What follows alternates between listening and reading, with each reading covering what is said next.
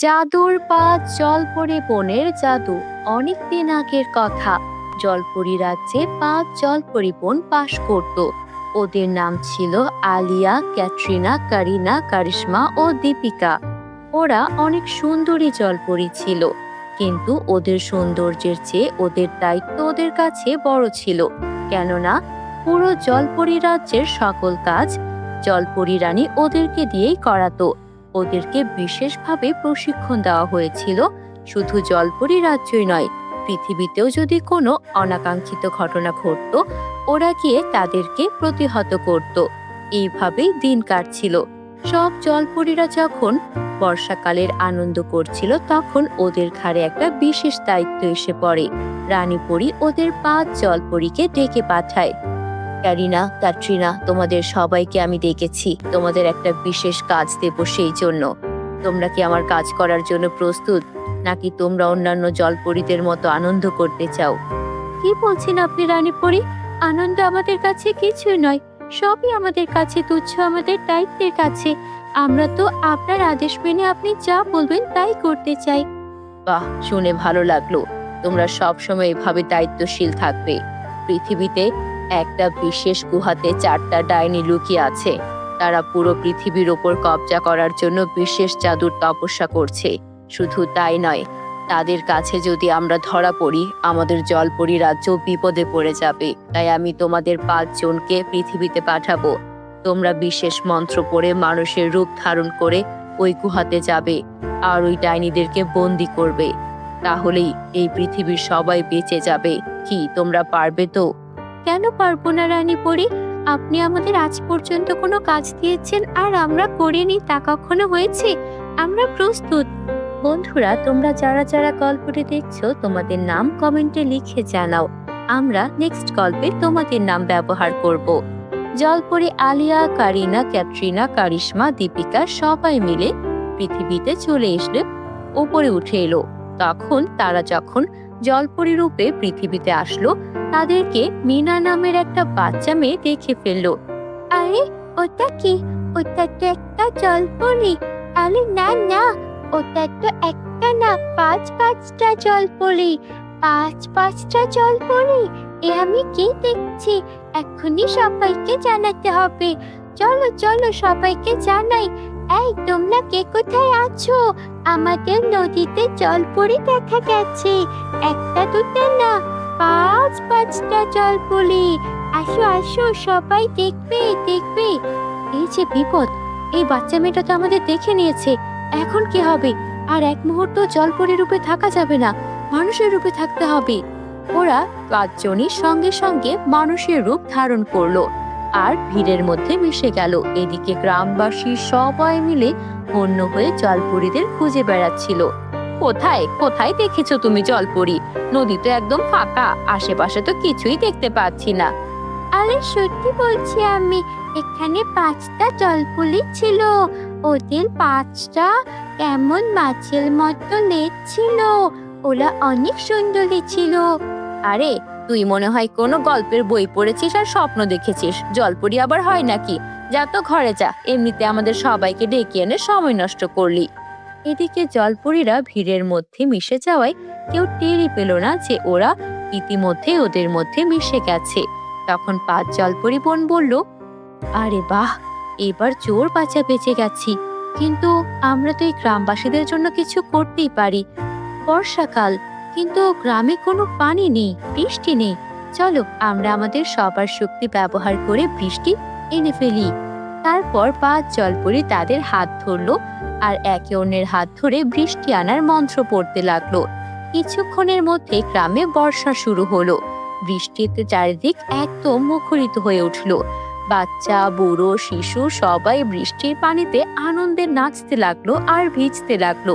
কৃষকেরাও অনেক খুশি ছিল, কেননা তাদের জমিতে এখন ভালো ফসল হবে। সবাইকে আনন্দে দেখে 5 জলপরিও ভীষণ খুশি। এই না হলে আমরা জলপরির মতো কাজ করলাম। জলপরি হয়ে যদি আমরা গ্রামে বৃষ্টি না আনতে পারি, কিসের জলপরি? এখন আমাদেরকে যে কাজের জন্য পাঠানো হয়েছে সেটা করতে হবে। আমাদেরকে ওই শয়তান ডাইনিদেরকে ধরতেই হবে। চলো আমরা গ্রামের পেছনের জঙ্গল দিয়ে ওই গুহায় চলে যাই।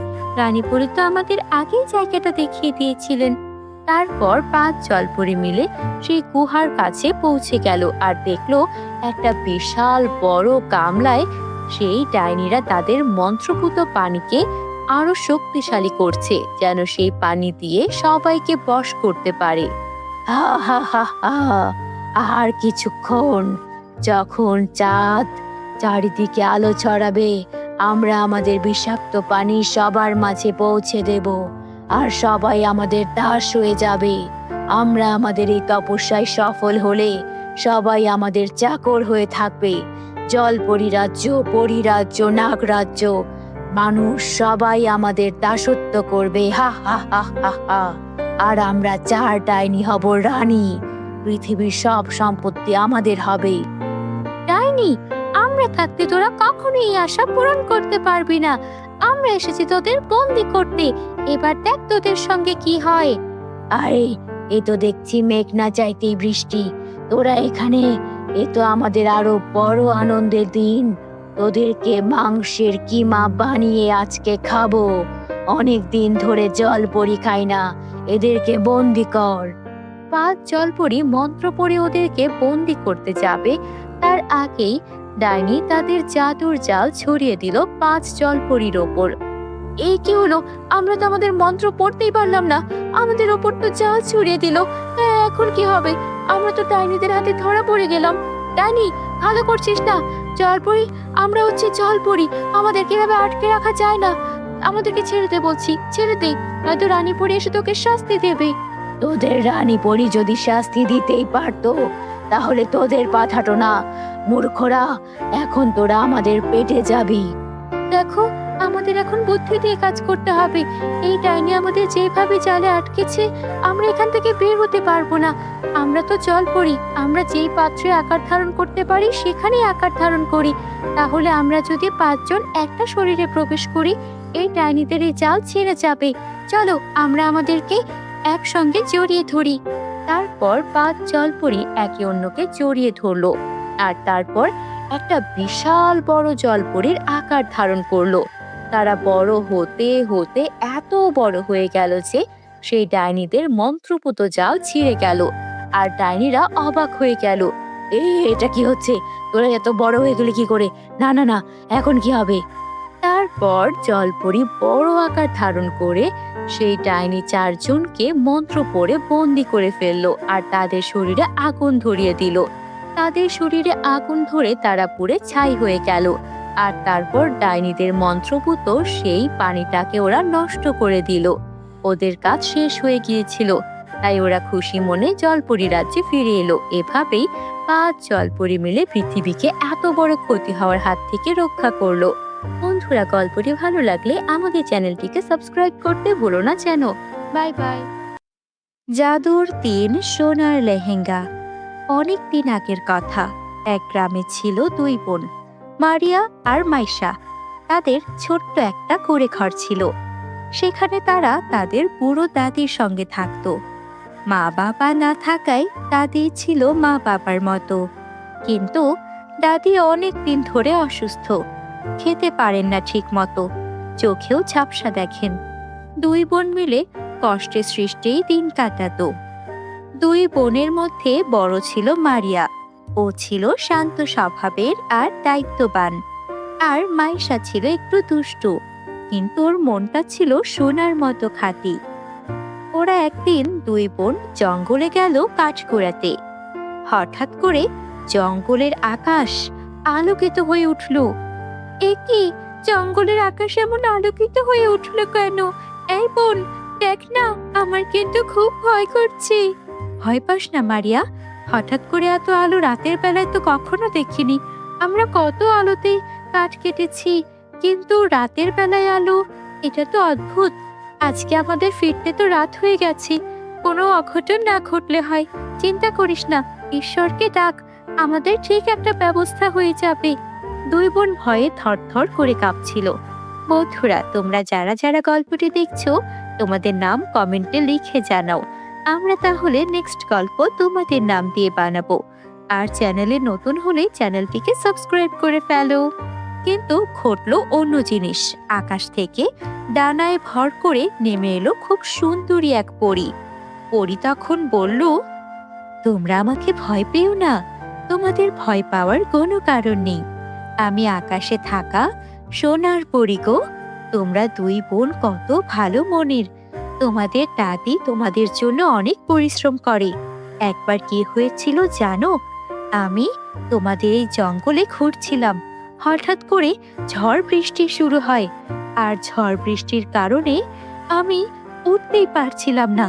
যেই না উঠতে চেষ্টা করলাম, অমনি একটা বড় গাছের ডাল আমার পাখার উপর পড়লো, আর আমার পাখাটা ভেঙে গেল।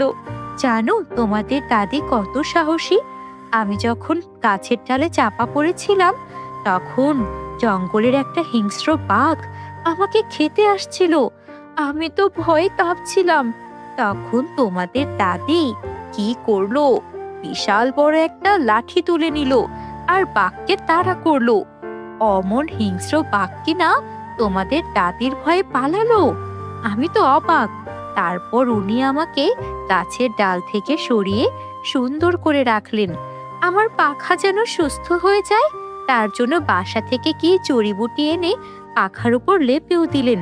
পুরো সবার কাছ থেকে আমাকে লুকিয়ে রেখেছিলেন। তারপর পরিরাজ্য থেকে আমার মা বাবা এসে আমাকে পরিরাজ্যে ফিরিয়ে নিয়ে যায়। সেখানে আমার অনেক দিন চিকিৎসা হয়। তোমাদের বুঝি তোমাদের দাদি আমার ব্যাপারে কিছুই বলেনি? না তো পরি, আমাদের দাদি তো অনেক অসুস্থ, চোখেও ঠিক মতো দেখেন না, তাই বিছানায় পড়ে আছেন। হ্যাঁ তাই তো, আমি তোমাদের দাদির জন্য অনেক দিন অপেক্ষা করেছি, কিন্তু তোমাদের দাদির খোঁজই পাইনি। তারপর দেখলাম তোমাদেরকে।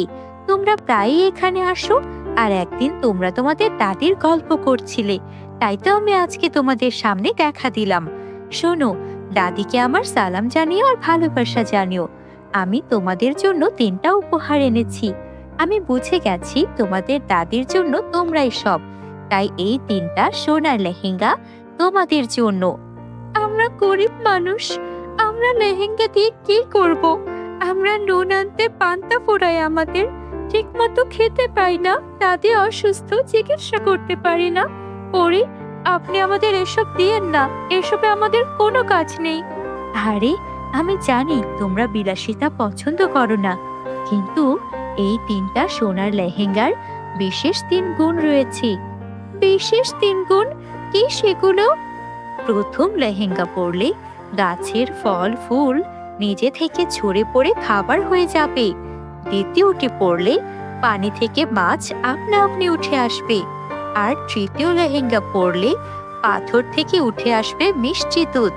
এবার বলো, এই 3 লেহেঙ্গা তোমাদের জন্য কাজে আসবে কিনা? আসবে মানে অবশ্যই কাজে আসবে। আপনাকে অনেক অনেক ধন্যবাদ পরি, আপনি তো আমাদেরকে সেরা উপহার দিয়েছেন। 2 বোন বাড়ি ফিরে আসে আর দাদিকে সব ঘটনা খুলে বলে। সব শুনে দাদি খুশি হয় যে পরি এখন সুস্থ আছে। তখন প্রথমে বড় বোন মারিয়া প্রথম লেহেঙ্গা দিয়ে দাদির জন্য ফল আর ফুল আনলো, আর সেগুলো খাইয়ে দাদিকে সুস্থ করে তুললো। আর মাইশা দ্বিতীয় লেহেঙ্গাটা পরে নিল আর নদীর পাড়ে গিয়ে নদী থেকে তাজা তাজা বড় বড় মাছ তুলে আনলো, আর সেগুলো নিয়ে চলে গেল গ্রামের মাছের বাজারে। মাছ নিন মাছ, টাটকা টাটকা মাছ, নদীর সবচেয়ে বড় মাছ আছে আমার কাছে, কার কার চাই? ইলিশ আছে, কাতলা আছে, রুই, বোয়াল, কি নেই আমার কাছে? সুস্বাদু মজাদার নদীর মাছ খেতে চাইলে এক্ষুনি আসুন। একজন ক্রেতা এসে অবাক হয়ে গেল। আরে এই মেয়ে, এই নদীর মাছ তুমি কোথায় পেলে? আমাদের এখানে জেলেরা তো সারা দিন জাল ফেলেও এত ভালো মাছ তুলতে পারে না।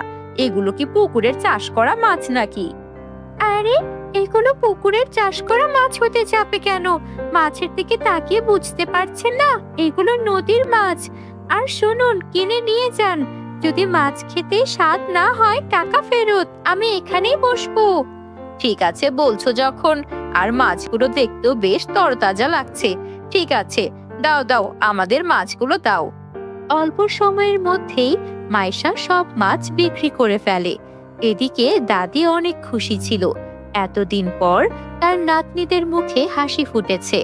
তারা তখন পাথর থেকে মিষ্টি দুধ বের করে বাজারে বিক্রি করতে লাগলো। একদিকে মাছ বিক্রি, অন্যদিকে দুধ বিক্রি, আর নিজেদের খাবারের জন্য ফল ফুল তো আছেই। তারা খুবই খুশি ছিল। কিন্তু গ্রামের এক লোভী মহিলা এসব দেখে হিংসায় পড়তে লাগলো। সে ঠিক করলো এই লেহেঙ্গা সে চুরি করবেই করবে। তাই সে রাতের আধারে চলে এলো ওদের বাড়িতে লেহেঙ্গা চুরি করার জন্য। কিন্তু সে তো জানতো না এই লেহেঙ্গা নিজের রক্ষা নিজেই করে।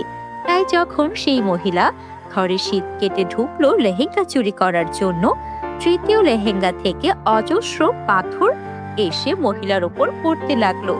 বাঁচাও, বাঁচাও, মরে যাচ্ছি, মরে যাচ্ছি, এই পাথর থাম, থাম। মহিলার চিৎকার শুনে মারিয়া ও মাইশার ঘুম ভেঙে গেল, আর দেখলো মহিলাটি কিভাবে লেহেঙ্গার থেকে পাথর এসে ছুঁড়ে ছুঁড়ে তাকে মারছে আর সে মার খাচ্ছে। ওরা বুঝতে পারলো মহিলাটি নিশ্চয়ই কোনো কুমতলবে এসেছিল। জাদুর লেহেঙ্গারা থামো, উনি নিশ্চয়ই কোনো কুমতলবে এসেছিল, এটা বুঝেছি, কিন্তু এভাবে মারলে সে মারা যাবে। তারপর মহিলাটি ওদের দুই বোনের কাছে ক্ষমা চাইলো আর লজ্জিত হয়ে সেখান থেকে চলে গেল। এরপর আর কখনো সেই মহিলাটি ওদের বিরক্ত করতে আসেনি। ওরা তিন বোন সুখে শান্তিতে জীবন কাটাতে লাগলো।